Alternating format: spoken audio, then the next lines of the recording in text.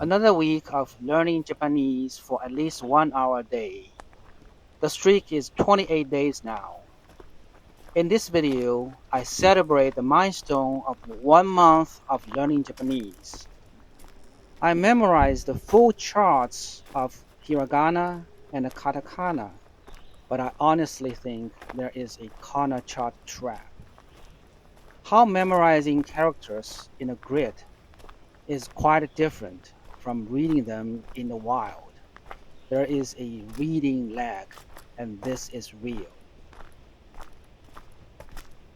It's a hurdle every Japanese learner faces, moving from chart memory relying on the order of a, I, U, E, O to context memory, which is a random recognition in words, is exactly where the real skill building happens.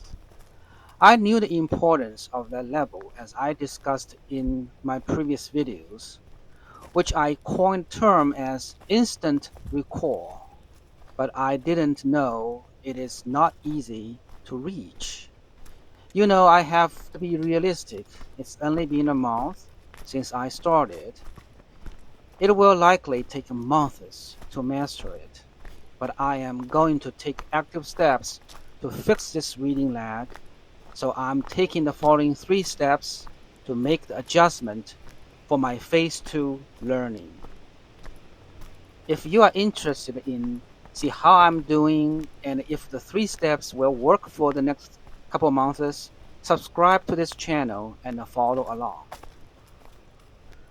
The first problem I have is that my brain is still counting through the rows of the chart to find the sound. So what's the fix? I will continue to practice on the Kana app to practice on Kana with random appearance for a minimum of 10 minutes a day.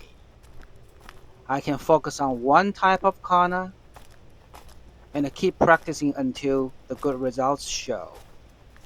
The goal is to eliminate the neighbor hint. I want to be able to see Kana and pronounce it in total isolation. The second problem is that I am overanalyzing the characters instead of reacting to them when I see them. To fix this, I'm going to use Taduku Graded Readers Level 0. Instead of trying to understand the whole sentence, I just do a speed run. Set a timer for, let's say, 60 seconds or 30 seconds and see how many individual characters I can identify them and speak out loud. I'm not going to worry about meaning, just focus on the character to sound reflection. I'm okay at shadowing the audio, which is good for speaking, but I'm not connecting these sounds to the written text fast enough. I want to be able to read it out quickly. So while I do my shadowing, I will keep the transcript open. As I speak the words along with the native audio, my eyes are tracking the exact character being spoken.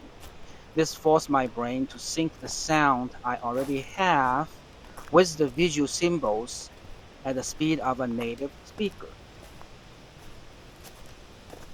This week, I started to follow the grammar book Genki Book 1. It has 12 lessons. Currently, I set a pace of finishing one lesson in 2 weeks, so it will take about 6 months to finish it. But I may adjust the pace as needed. For shadowing, I went through half of the first unit. This is the right pace to finish the book in 1 year. But once I'm getting more familiar to the content, I may pick up speed to finish it early. Now again, it's time to share my saved location on the Google Map. Those are the places I want to go next time when I visit Japan again. Today I want to show you Nara, the birthplace of Japan. Surrounded by mountains, in the northwestern part of Nara Prefecture. The Nara Basin occupies an important place in Japanese history. Nara is considered the birthplace of Japan because it was the country's first permanent imperial capital, founded in 710 AD. Unlike older nomadic capitals that moved with every new emperor, Nara provided the first centralized government, established the foundations of Japanese mythology, arts, and statehood. The region, originally known as Yamato, earned as its status as the nation's cradle through several key historic milestones. Before 710 AD, Japan changed its capital with the death of every emperor. Setting up a permanent capital in Nara signaled the birth of a unified, centralized, and a permanent Japanese state. During the Nara period, that is from 710 to 784 AD, Japan compiled its first official histories and its oldest poetry anthology, solidifying the national identity. Emperor Sumu declared Buddhism a pillar of the state, resulting in a massive architectural achievement still standing today. Dodaji Temple, which houses Japan's largest bronze Buddha statue, was built during this era as a symbol of the national unity and peace. Many aspects of traditional Japanese culture, including Shinto rituals, tea cultures, sake brewing, and Japanese sword makings, have its earliest origins in the region.